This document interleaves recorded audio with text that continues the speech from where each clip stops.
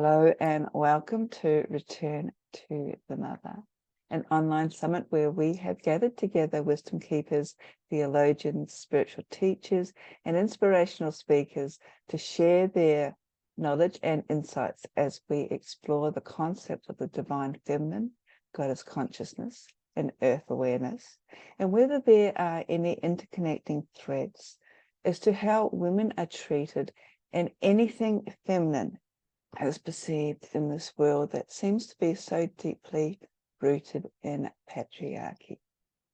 My name is Frances Billinghurst. I'm your host for and the creatrix of this event, and I'm coming to you from Kaurna country here in South Australia. As such, I acknowledge the Kaurna people of the Adelaide Plains as being the traditional custodians of these lands upon which I reside. So, Mani Padme, everyone. Thank you for joining me. Now, I'm delighted to welcome Zara Indigo Roloff, MA. Welcome, Zara. Thank you for being part of this event. Thank you for having me. It's a pleasure to be here with you.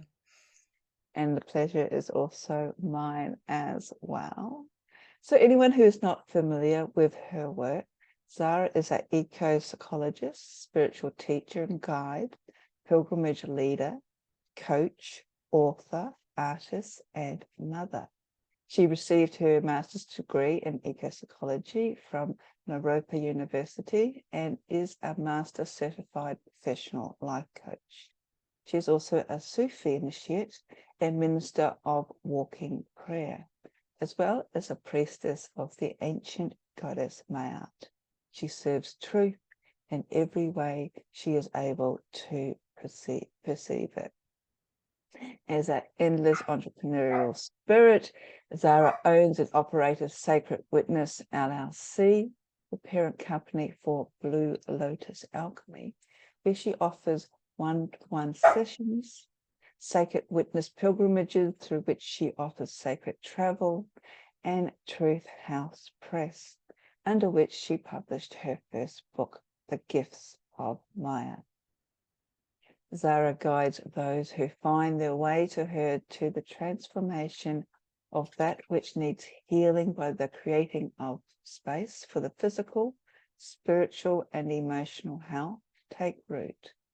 She is a sacred witness for the unfolding complexity, beauty, and mystery of this existence, and it is her intention to live life in service to the health of our planet and all who reside here. In this, she has discovered something quite profound and most rewarding. And I'm delighted to have Zara here with her presentation being the empowerment of the mystery. So Zara is such a complex, wide, fantastic background. As I said, it is a great pleasure to have you here so I can talk to you today, and thank you for joining in these discussions where we are exploring the interweaving of these threads between probably what is the absence of the divine feminine, of Mother Earth, nature, and goddess consciousness, especially here in the West. So I'd like to open these discussions by handing the platform over to you, so to speak, and asking you if you would like to share a little bit of your own story, maybe how you became a Sufi initiate and priestess to Mayat. Well, thank you for that introduction and for sharing this summit with the world and inviting me to be here with you. It's an honor and a gift um, for the invitation and for the opportunity. So I just want to start there with gratitude.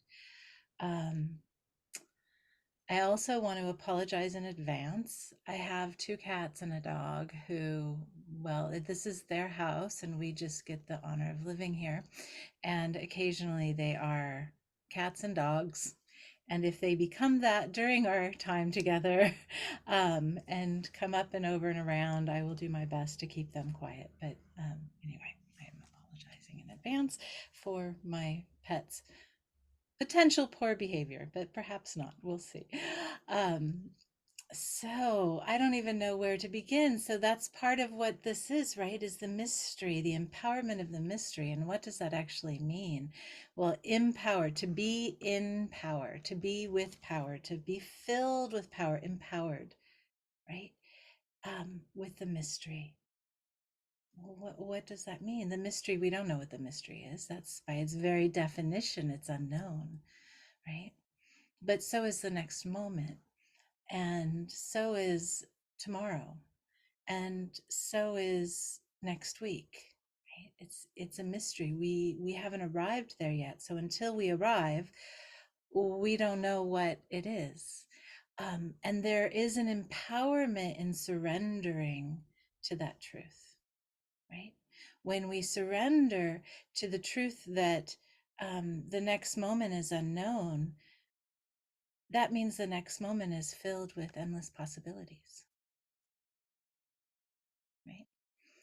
Um, there's also something about the mystery that is very much a feminine quality. Now, not that men aren't filled with the mystery, because they are, you are. But it is that quality that's more in the dark and more in the unknown. It's like the baby gestating in the womb. Though we know the baby's there, we know it's a baby, it's growing in the womb. We've seen this happen before, or maybe we've been through it before. But it's unknown. It's a mystery who this child will be, who this human is going to be when they come forth from the womb. And so it's that quality of holding, that quality of being willing to be in that place of surrender and unknown and uncertainty and um, all of that. So we live in a time, and I think we collectively as humans have always lived in a time where it's uncertain, where there are humans fighting with humans, typically over belief, sometimes over resources, right? But um, a lot about belief, a lot about land. Whose land is what land? It's my land, right? Of course it's mine. How can you take my land? And then they take the land, and that's been happening for a very, very, very long time. However, currently this is the time we're in. So currently we're living in the time with the conflicts that we're all globally experiencing, even if it's not in our front or backyard. Um, and so how do we deal with the uncertainty? How do we deal with the unknown? So I dove right in. You asked me about some of my life experiences. I went right into the topic. Um, but I think that me arriving into the surrender place of the unknown has come through a lot of unwillingness to accept what I don't know, and to allow myself to not be in control of whatever it is, right? Whatever situation or moment or um, life circumstance, or things happening in another country that I'm deeply affected by, right? There's a certain like I don't have a control of it. I have to let it go. But letting it go doesn't mean not doing anything about it, right? Letting it go doesn't mean walking away necessarily and forgetting about it. Letting go can mean that it opens the space for me to be able to do something even more profound or deep or special or little or big, right? So I've had a lot of varying experiences in my life, and whether it's in Egypt or in my study of Egypt or in the healing work I do or in my, eco psychology, I can explain what that is if that would be helpful in a moment. Um, no matter where it is I'm putting my focus, ultimately all of it is about allowing the moment to unfold, allowing myself and inviting others to arrive here first, because that's where we have to start. We always have to begin with where we are, and where we are is right now. And ultimately We're always right now. There isn't a tomorrow. Tomorrow doesn't exist. It does in our constructs, it does in our mind, it does in our planning, it does in our hopes and our dreams. But we never get to tomorrow, because tomorrow, as soon as we get there, it's today, it's now, we're here. And so tomorrow is always that place of the mystery, and it's always that place of possibility. And we arrive here, now, right here, right here, right here. And then we pay attention, right? Because that's how the mystery begins to speak to us, is by paying attention. There's a plane going overhead, paying attention. There's some water on my desk. I should take a drink.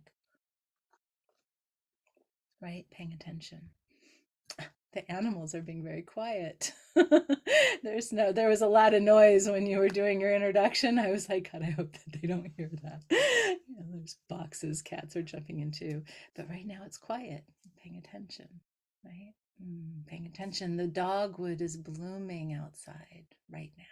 Paying attention, right? So the mystery begins to give us cues and signals and signposts and synchronicities that help us know that we're where we need to be when we need to be there, right?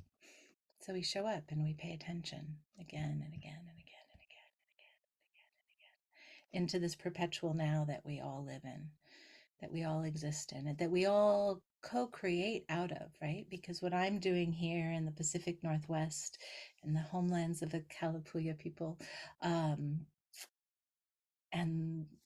the wondrous forests that are here. We have a temperate rainforest in the Pacific Northwest. We have a river that runs north, like Egypt in the Nile. So there's these two north running rivers. I live on one and I work on another. Paying attention, noticing, right? And then the mystery informs us, it guides us, it allows us to be present here to make the choices we need to make, so that when we arrive into the next moment, we're where we need to be. Because the next moment's still in the mystery. The next word is still in the mystery. The next breath is still in the mystery until we get there. So when I was thinking about this and doing this with you today, and I was initially like, what do I do it on? Like, I could talk about Egypt, I could talk about healing, I could talk about all kinds of things. I could talk about eco-psychology, which I did say I would. So let's do that real quick. Eco-psychology is a psychology, a field of psychology that kind of pulled itself from transpersonal psychology.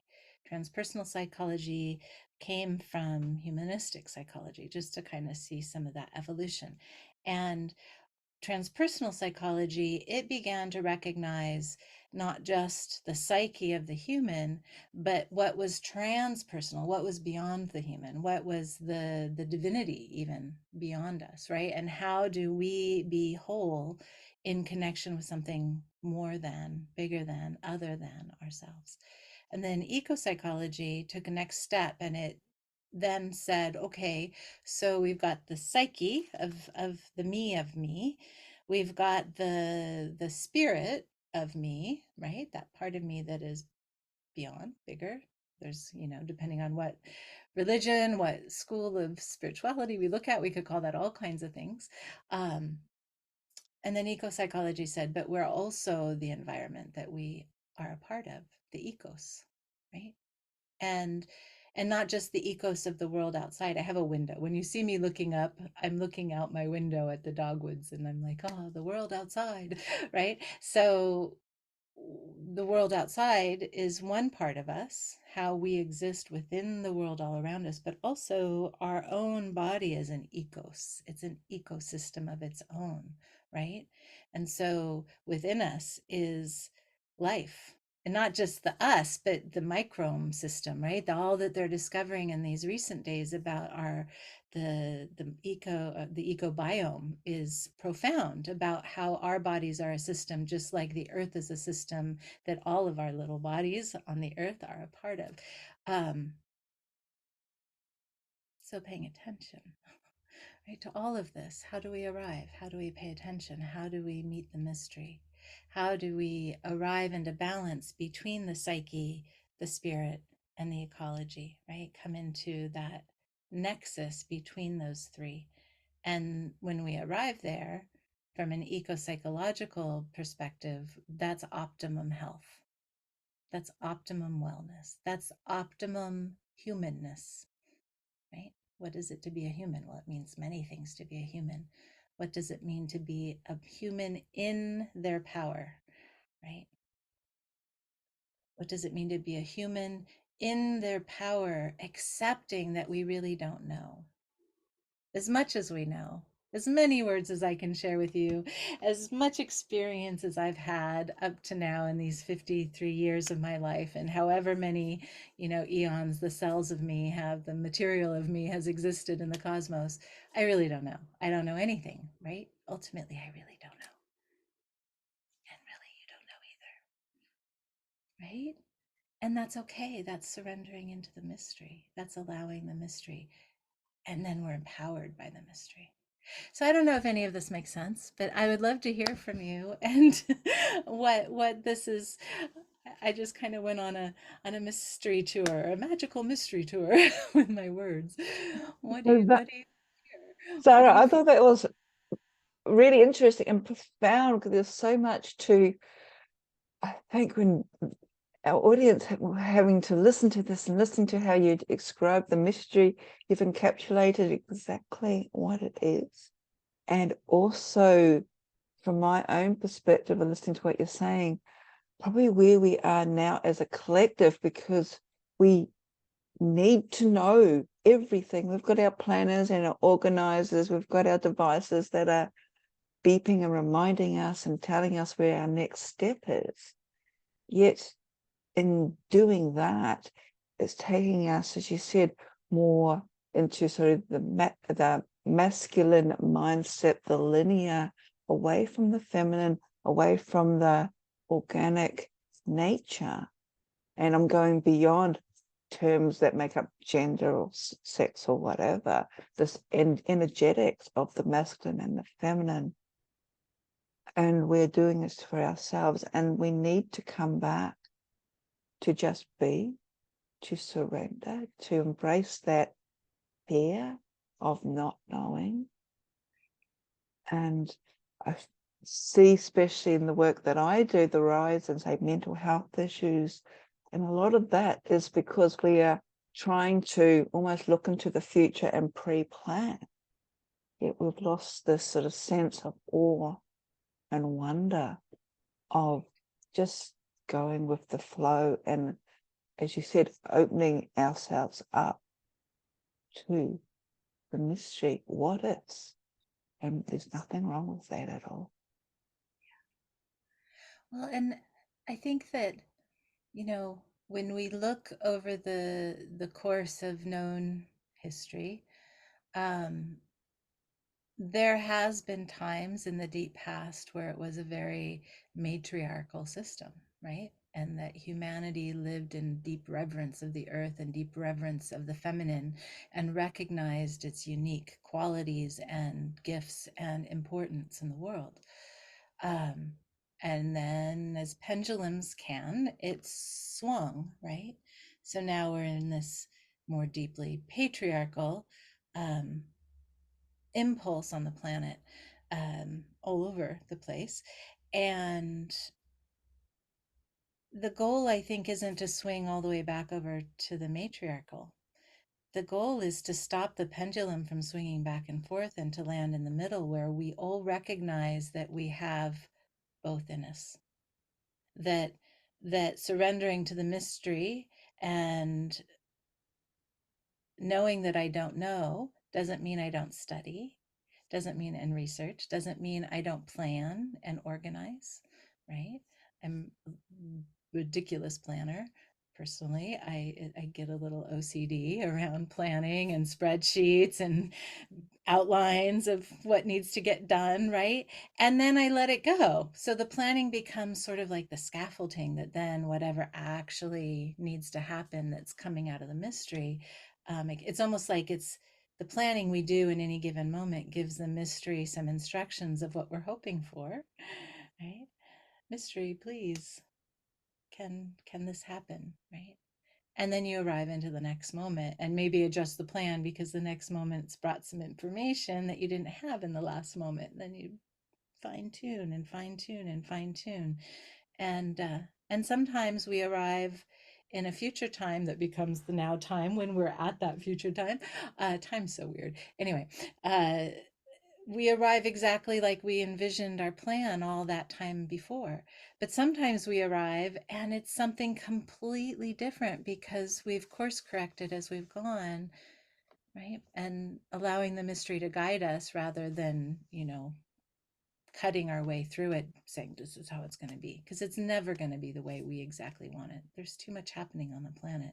There's too many choices being made by too many of us. What, eight-ish, give or take, billion humans? That's a lot of humans making choices, whether consciously and aware and with mindfulness or without, right? And both are happening by all of us all the time. Um, and we're not the only ones making choices. All the life forms on the planet make choices of one kind or another, whether it's with a deep consciousness, you know, or whether it's with deep instinctual nature. There's still choices, right? It's a lot of choices being made. And all those choices are what help determine the now. And the now, and Mm. that happens over there, it affects my now.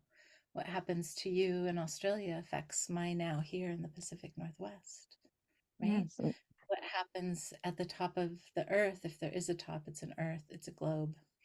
So what happens on one mm, side of the globe, affects what happens on the other. What happens in the heart of one person affects the heart of another because we're also interconnected in that way. We're all part of that same ecos, that same ecology. and I think you've just tapped on the main thing here is that we're not separate. We like to think that we're all individual and this is my little world, but we are all interconnected. And I think we lose sight of just how interconnected we are. And as you said, the heart of one person, yes, there might be a whole lot of stuff happening out there, and we may feel overwhelmed with all the stuff that's happening out there.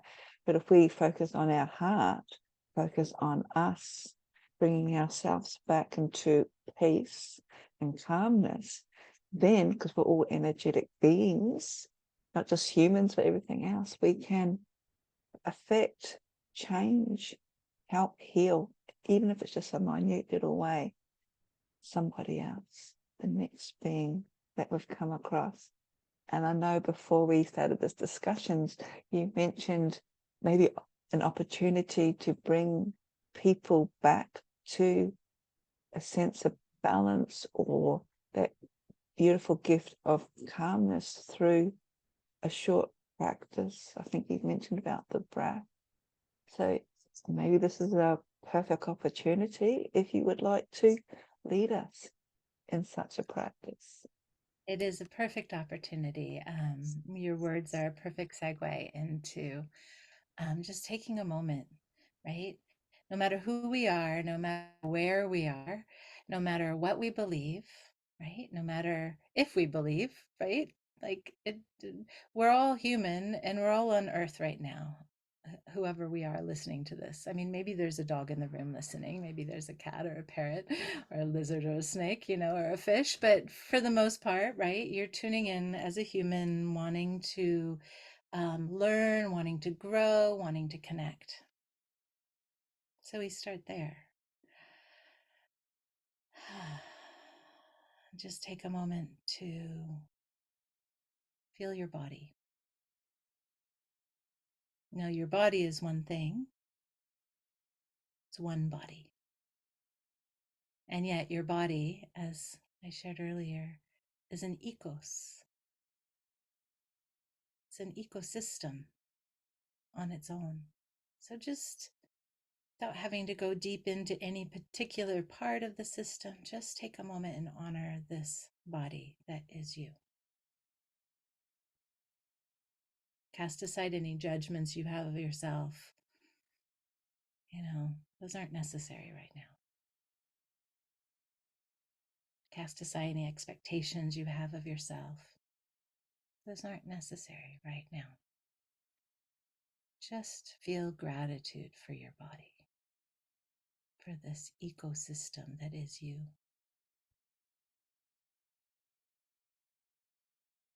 Now bring your attention to your heart.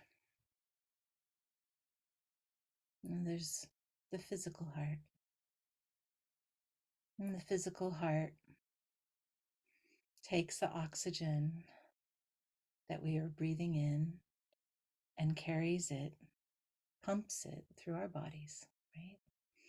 And that pump then also carries all that we don't need and allows us to exhale the gases that are not needed. So just from a pure physiological level, we breathe in, breathing in the outside world. And that outside world comes in, and our heart takes that outside world and it shares it with our inner world. And then our inner world takes what it no longer needs, and the blood carries it. And we exhale and we share it with the outer world. Right, in and out. From the moment we first came out of our mama's womb, we took that first breath of life until that last breath leaves our body. Our breath is breathing us. We don't even have to think about it. We're just breathing.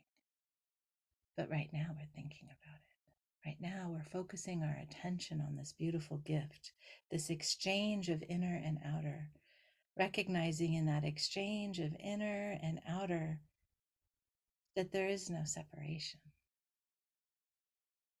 Right? So now as you continue to just hold that breath, focus now on your spiritual heart. Your spiritual heart is the place where all your love lives. It's where a flame, an eternal flame, glows brightly that animates your life. It animates your intentions. It animates your hopes and dreams. It lights it up. And with each breath, you do from a physical place, breathing in the air, exhaling the air, you're also feeding that inner spiritual flame, that flame of love.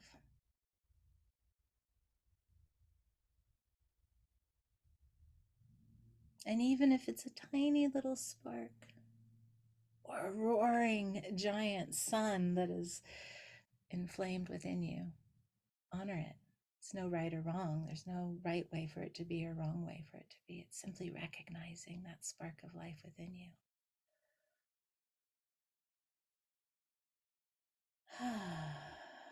Now, just a little longer, I want to invite you to bring your awareness to the ground, to the earth.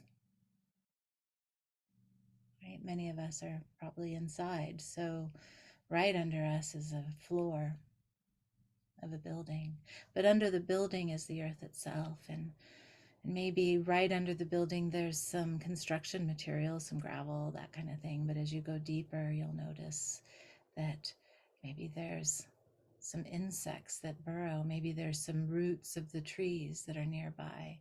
Maybe there's bigger rocks. Maybe as you sink down deeper, you recognize that the top soil becomes bedrock, and the bedrock is dense and hard. And as you allow your awareness to sink down through that bedrock, it begins to soften with the heat, with the pressure, until it becomes magma. And as you easily and gently and safely sink your awareness down through the magma, you arrive in the heart of the earth, the very center of this planet. And in the center of the earth, what is such a beautiful thing is no matter what time it is, no matter where you are on the surface, when we all arrive in the center of the earth, we're at the same time, at the same place. We're all here right now together. And what's also so beautiful about this place at the center of the earth is we're connected to each other, and we're connected to the web of life. The walking ones, the slithering ones, the flying ones, the swimming ones, the rooted ones. We're connected to the ancestors of the web of life, and we're connected to the descendants of the web of life. Whether you feel this or simply know this to be true, bring it into your heart. And as you bring it into your heart, feel yourself rise up through the layers so that wisdom and vitality of the web and life can fill your heart.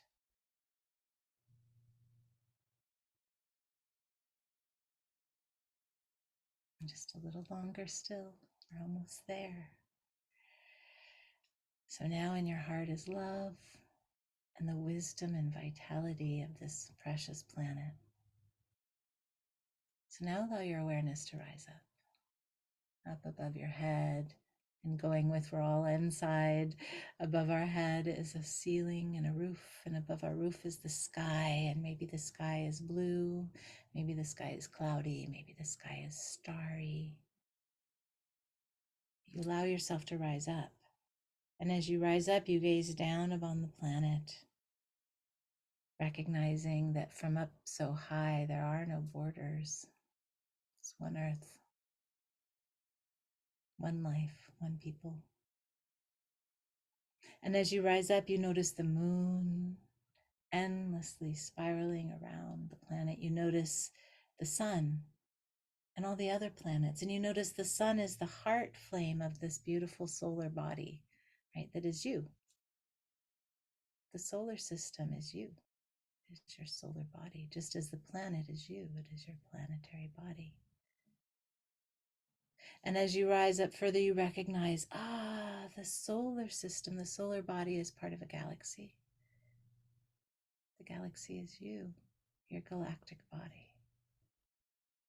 And as you rise out further, you notice that there are many, many galaxies within the vastness of the cosmos. And somehow you arrive at the very heart center of the cosmos, however far or near that is. And you bring in all the vastness, all the creative intelligence of the cosmos. You bring it into your heart. You bring in this connection to the galaxies, to the solar systems, to the planets and moons and suns. You bring into your heart the mystery that only the divine knows, only the one who sees it all knows. And we bring in trust and faith in this mystery. And we bring that trust, that faith, that creative intelligence into our heart. And it connects with our love and the wisdom and vitality of the earth. Deeply connected. Individual and part of the whole. Separate and together, all at the same time. So with that, just take another deep breath, feel your body. Feel your feet. Wiggle your toes, wiggle your fingers. Allow a small smile to come to the corners of your mouth. And if your eyes are closed, go ahead and open them. And if they're open, well, then maybe blink.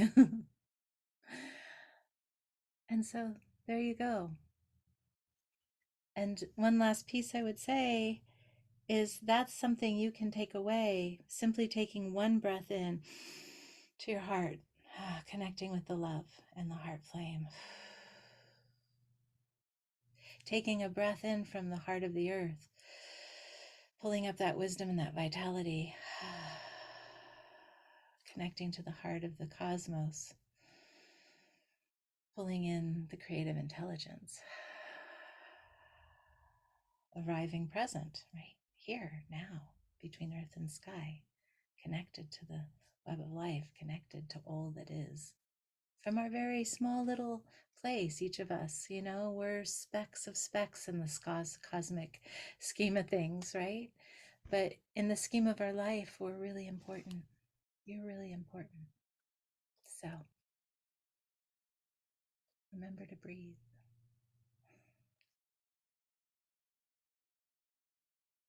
It's just so beautiful, Zara. I didn't really want to come on. I just wanted to sort of leave the space. So I'm quite sure that our audience will be so grateful for that opportunity just to be and to, she said, just to come back and embody that sense of mystery that we are all interconnected, every single one of us, not only on the planet, but also the cosmos as well, back to this great web of creation that we all are integral parts of. And it almost seems to be awkward to continue talking after such a beautiful practice, but I would like, and I am mindful that our interview time is coming to an end, but you have this pull with Egypt and you have mentioned it, and you've had a very interesting and wonderful training and initiation into lineages in Egypt. And I know you do tours, and you've written a book about the goddess Maat, who's truth. If you'd like to sort of talk a little bit more about your connection with Egypt, and especially now, whether you've got anything sort of planned for end of this year, next year, that should somebody, members of our audience who have thoroughly enjoyed this practice, would like to continue reaching out and working with you. Well, thank you for that invitation to share more about all of that. Yeah, I have had a relationship with Egypt since, well, for a long time, but the first time I went and actually put my feet on the ground was in 2012. 2012. So that was 12 years ago, right? And I remember on that first trip, I was up in a canyon and um, some of us have these extrasensory kind of experiences, and I do anyway. Maybe some of you do too. And in that moment, up in this kind of crevice in the hillside and the cliffside on the west bank of Luxor, I hear this, "Daughter, we're so glad that you are home." Like coming out of the wind. It was like the wind was whispering in this ancient voice that sounded dusty and old. "Daughter, we are so glad you are home." And um and I went back again and again and again. I went the first time and many times thereafter with my teacher and colleague Nikki Scully.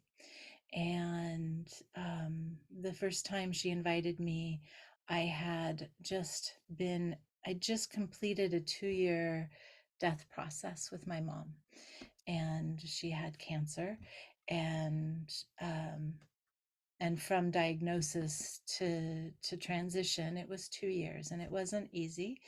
There was a lot of challenge there. I'll leave that as that.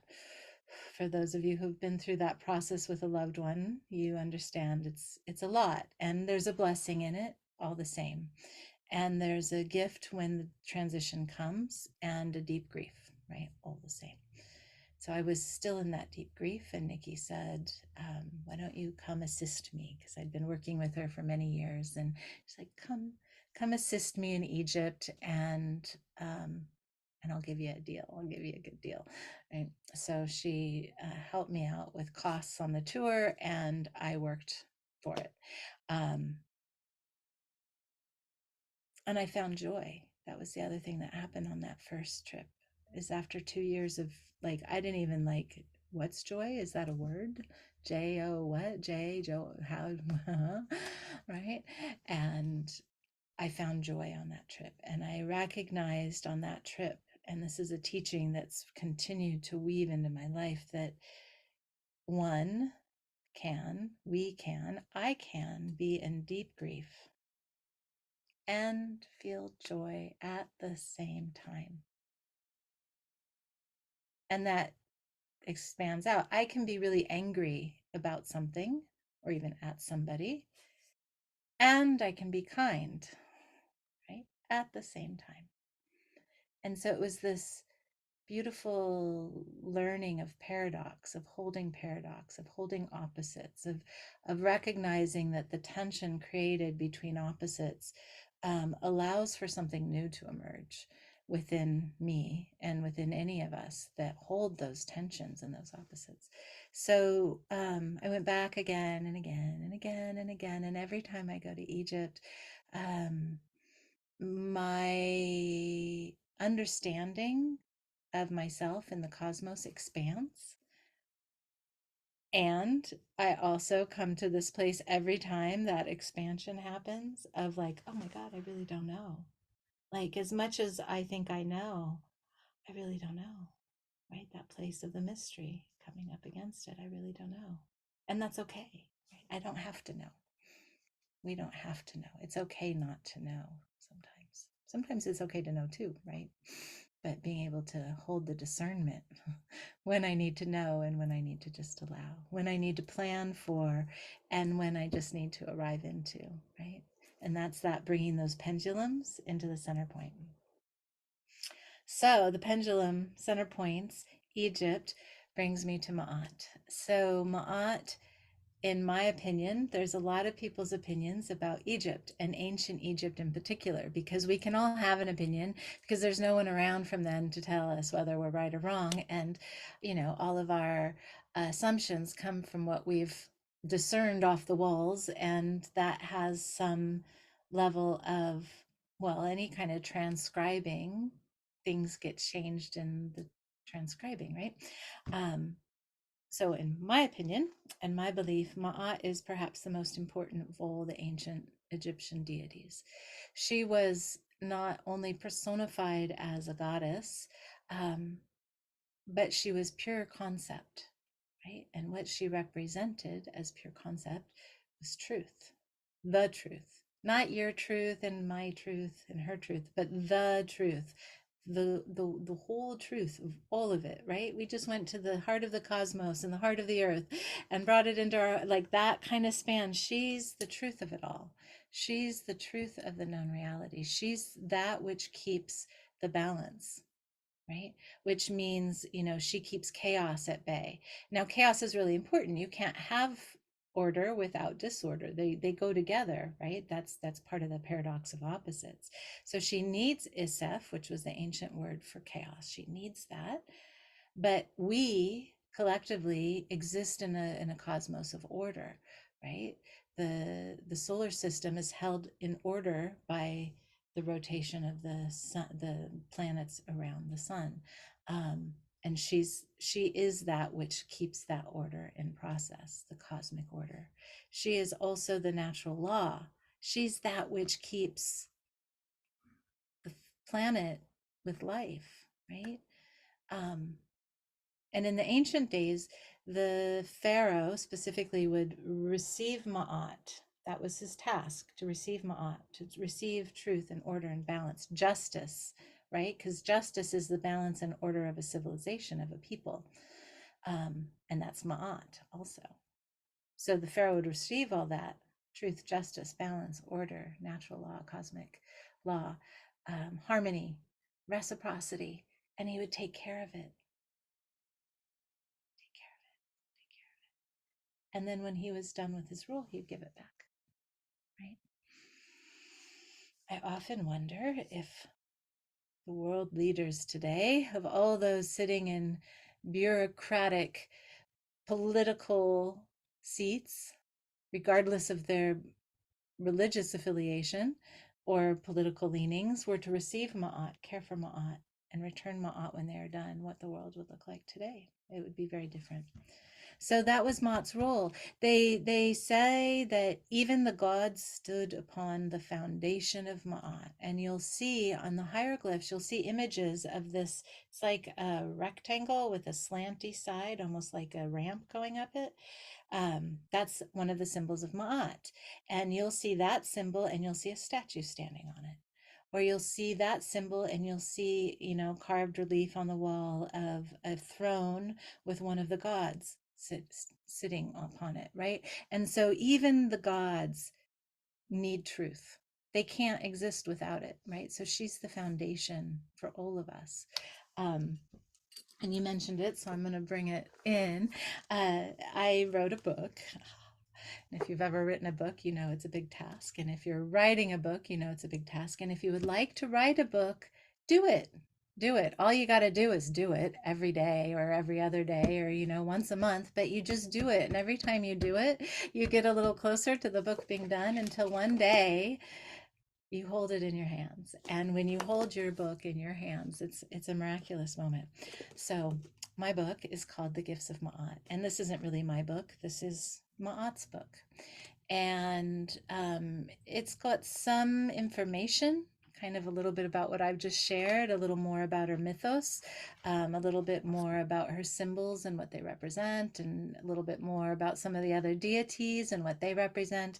And then a good portion of it is a guided journey, right? So an inner experience that you go on to fill your heart with light. So your heart is as light as the feather of Ma'at, because that's also one of her symbols is the ostrich feather. So yeah, the Gifts of Ma'at. It's available on Amazon worldwide. So there you go. It Do was you a have beautiful process writing it and offering it. we are running out of time, Zara, but I just want to mention you've got a tour coming up in 2025, I understand. Would you like Yeah. to just talk a little bit about that and where our audience can find more information about yourself and how to connect with you? Fabulous. So yes, I have the next tour to Egypt is in October of 2025. It's called Becoming the Lotus, Elemental Egypt. We'll be working with the alchemy of the lotus and the inner spiritual alchemy of the lotus, and connecting in with the elementals, because you can't grow a lotus without earth, air, fire, and water.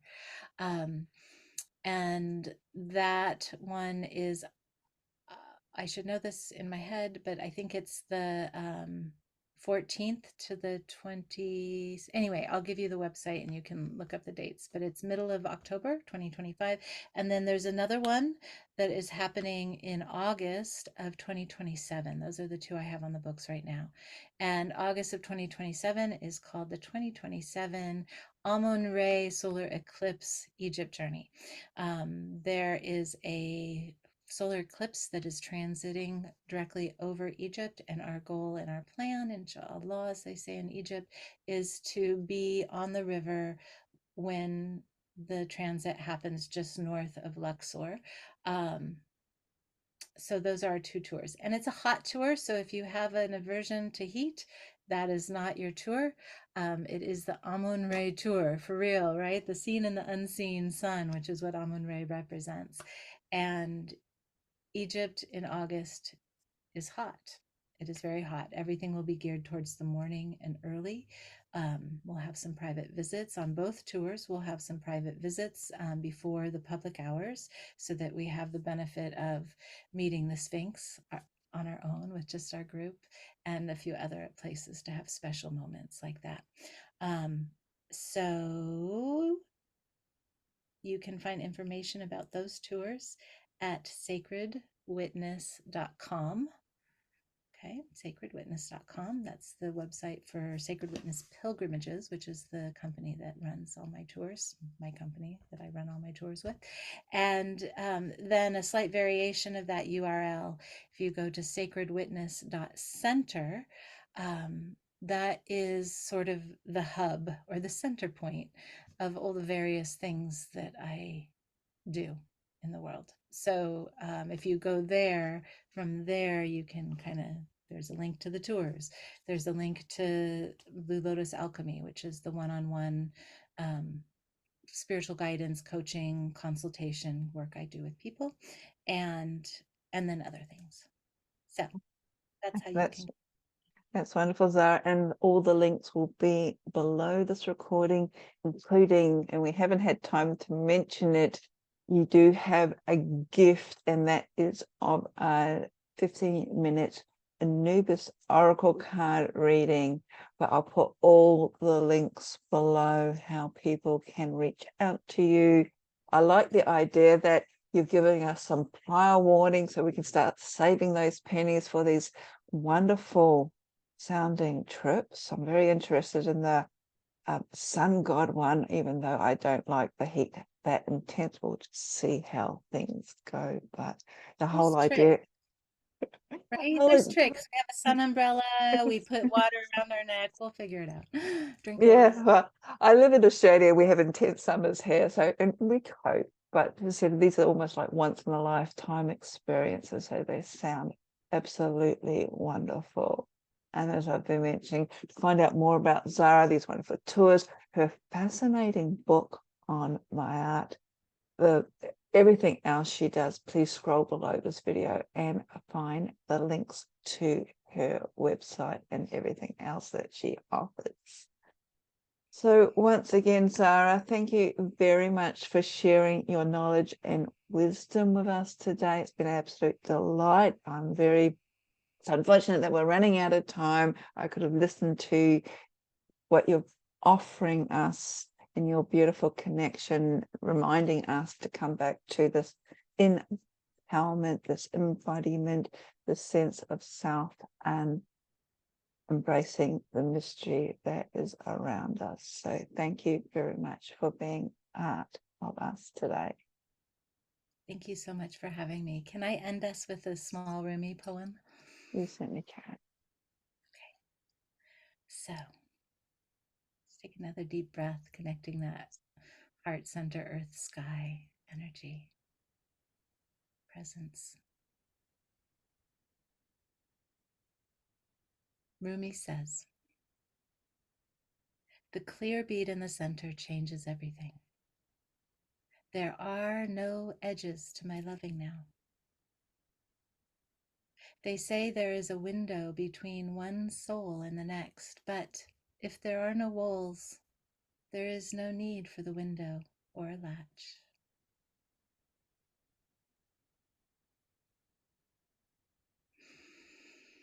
Many blessings, everyone. Thank you for all you do to help the whole be whole. I am grateful. Thank you again, Zara, for that. Something for us to contemplate as we go about our day.